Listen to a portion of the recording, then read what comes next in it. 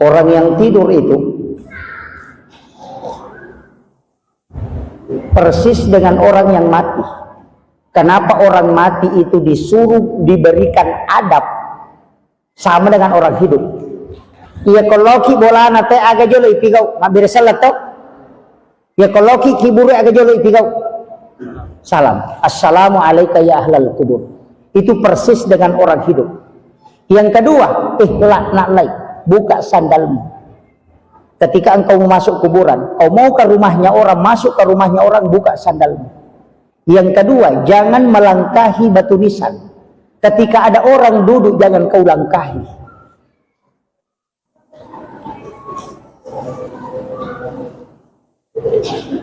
Jangan duduk di atas batu nisan, jangan melangkahi batu nisan. Ketika engkau tiba di situ, berdirilah sejenak sebagai adab, itu sunnah. Di rumah orang jangan langsung duduk. Itu caranya Rasulullah memberikan ibarat supaya kita paham bahwa orang yang meninggal sesungguhnya itu ruhnya tembus ke dunia.